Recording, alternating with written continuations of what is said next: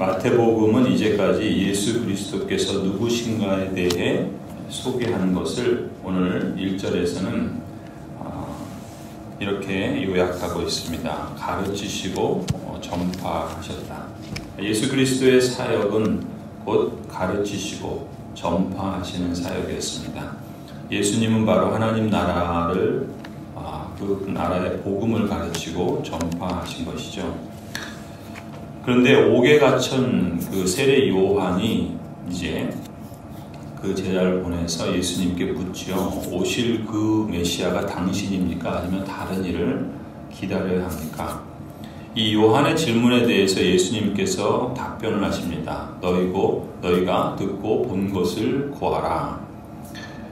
예수님이 자신에 대해서 묻는 질문, 당신이 메시아입니까? 라는 질문에 대해서 이렇게 말씀하신 거죠. 듣고 본 것을 말하라, 이야기하라, 전달하라는 것입니다.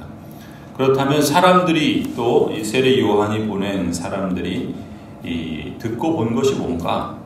듣는 것에 해당하는 내용이 앞서 예수 그리스도께서 말씀하신 마태복음 5장부터 7장까지입니다. 우리가 흔히 산상설교라고 하는 부분이죠.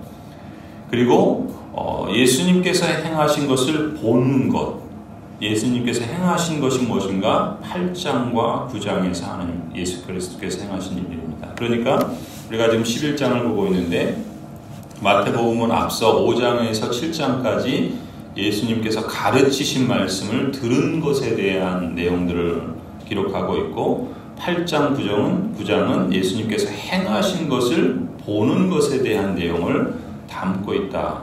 그래서 11장 1절에서 예수님이 누구신가? 라는 것을 예수님께서 말씀으로 하나님 나라의 복음에 대해서 가르치시고 그리고 예수님의 그 능력으로 하나님 나라의 복음이 이런 것이다 라는 것을 또 하나님 나라가 이미 여기 와 있다 라는 것을 보여주심으로 전파하셨다라는 것이죠. 그러니까 예수 그리스도의 가르침은 그 말씀하신 것을 한마디로 표현하면 심령이 가난한 사람이 누리는 천국, 곧 하나님 나라였습니다. 그리고 예수님께서 보여주신 것은 무엇이었는가? 아프고 또 귀신 들리고 또 보지 못하고 일어서지 못하는 이들의 구원과 회복과 치유였죠. 그래서 사탄의 세력이 물러가고 죽음의 증상들이 사라지는 것입니다. 거절한 사람들을 향한 심판은 지연되었지만 예수 그리스도를 영접하는 사람들에게는 이미 하나님의 나라가 임하기 시작한 것이죠. 그런데 우리가 한 가지 여기서 주목할 필요가 있는 것은 이 세례 요한의 질문입니다.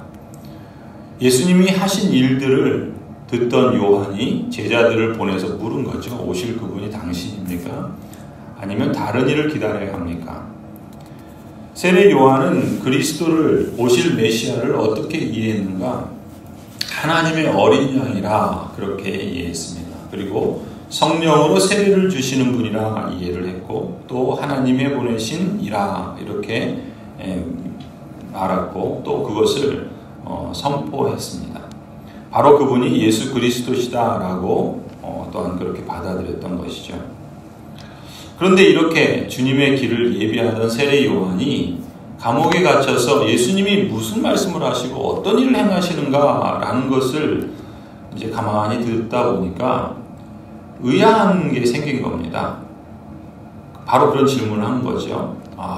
이분이 정말 메시아 맞나? 아니면 다른 일을 기다려야 되나? 이런 의구심이 생겼던 겁니다. 그래서 질문을 한 것이죠. 세례 요한이 예수님이 메시아다라고 하는 그리스도다라는 사실에 확신이 없어서 물은 것인지 아니면 이제 세례 요한이 자신의 죽음을 앞두고 자신을 따르던 제자들에게 이제 예수님이야말로 바로 그 메시아니까 그분을 따르도록 확신을 주기 위해서 물었는지 사실 정확히 우리는 알 수 없습니다. 아무튼 요한의 생각은 예수님이 메시아라면 알곡과 쭉정이를 가르는 심판을 단행하시고 세례 요한이 그 선포했던 그 전도의 말처럼요. 또한 이방인들, 외인들에 대해서 의인들에 대해서는 구원하여 주시고 그리고 새로운 시대를 열어주실 것이다 라고 기대했던 것은 분명합니다.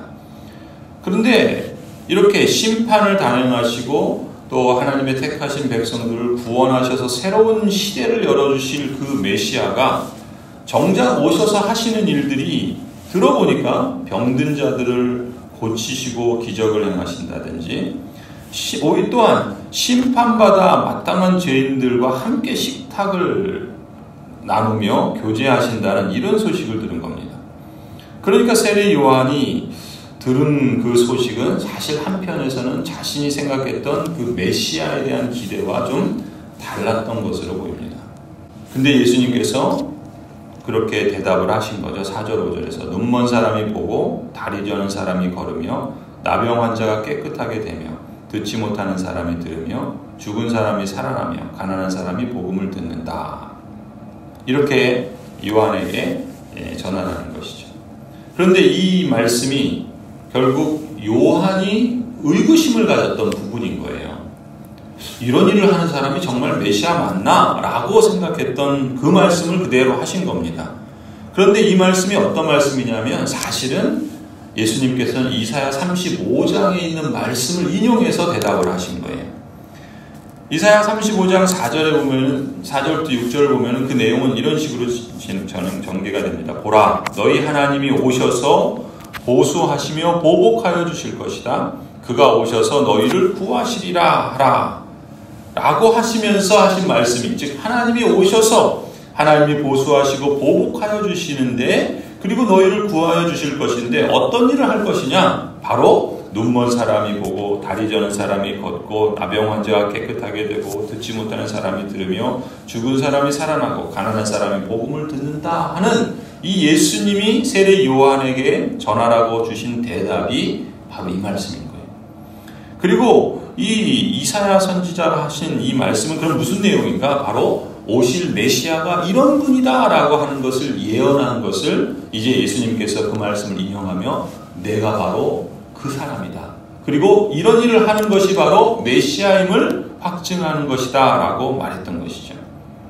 그러니까 한편에서는 세례 요한은 자신만이 갖고 있던 메시아의 기대가 틀렸다라는 것을 사실은 몰랐던 거예요.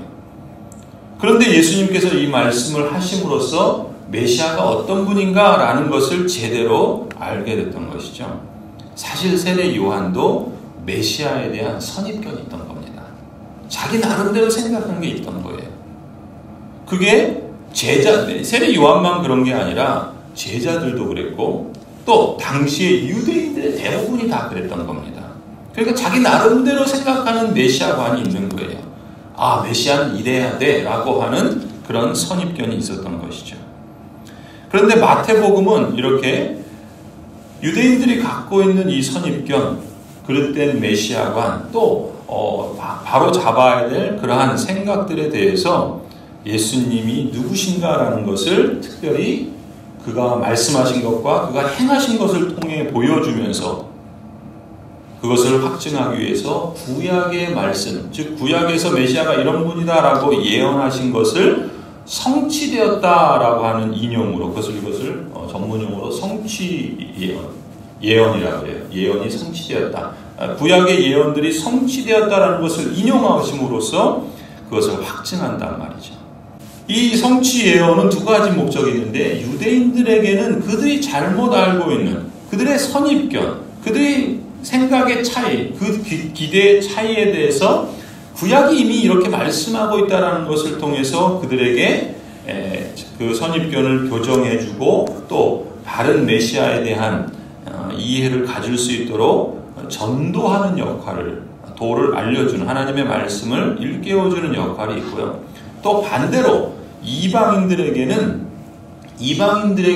그 메시아에 대해서 공격하고 또 핍박하는 점들을 이제 변증하는 목적으로 이 구약을 인용해서 예수님이 이런 분이다, 메시아가 이런 분이다 라는 것을 보여줍니다. 이것이 이제 마태복음의 특징이라고 할 수 있어요. 아무튼 예수 그리스도께서는 메시아의 사역을 말씀하시고 또 이런 사역이 이루어졌다라는 것을 선포하십니다.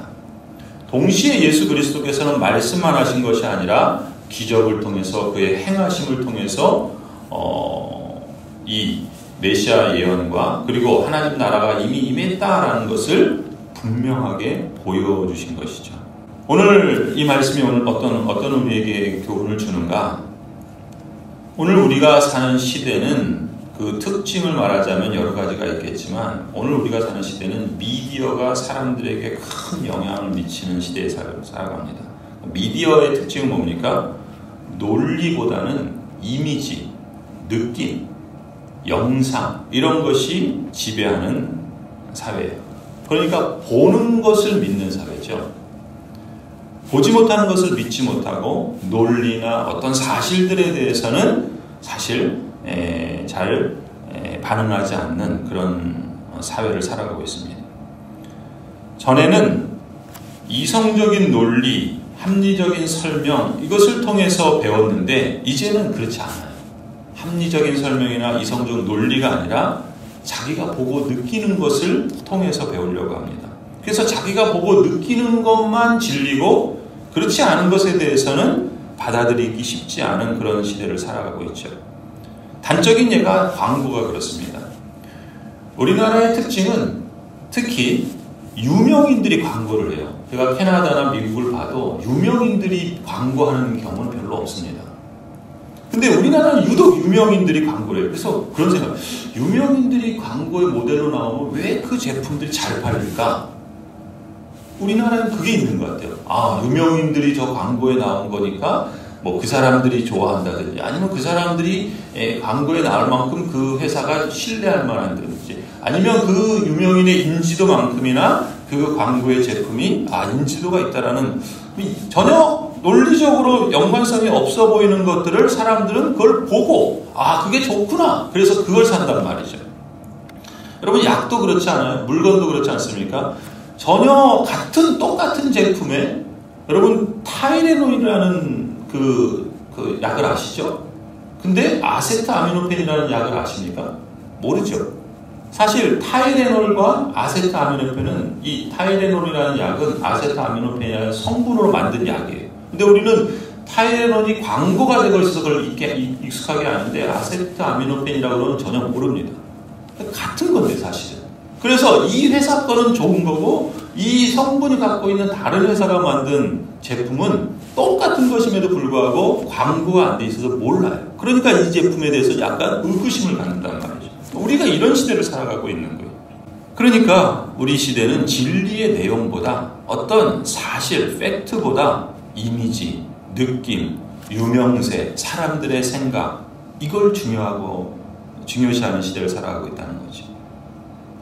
그렇다면 우리에게 두 가지 깊이 묵상할 부분이 있죠. 하나는 내가 지금 받아들이고 있는 진리는 내 느낌과 내 어떤 그 감성에 자극되어서 내가 진리를 받아들이고 있는지 아니면 그 하나님의 말씀에 그 진리된 요소와 논리와 또 그 사실과 팩트를 통해서 우리가 받아들이고 있는지 우리 자신을 한번 돌아볼 필요가 있고요. 또 다른 차원에서는 지금 이 시대의 사람들은 복음을 그러니까 들어서 하나님의 말씀을 들어서 믿는 것보다는 보고서 믿으려고 하는 경향이 있을 수 있다는 거예요. 무슨 얘기인가? 복음을 보여달라는 것입니다. 이제 우리는 주님께서 말씀하신 진리를 말로 예수님 믿으십시오 구원받습니다 라는 말로 사람들이 복음을 듣고 또 진리에 대해서 관심을 가지며 또 하나님께 나오는 그런 경우들보다는 복음이 보여지는 것을 통해서 예수님께 관심을 갖고 나오는 경우들이 더 많은 시대를 살아가고 있다는 거죠.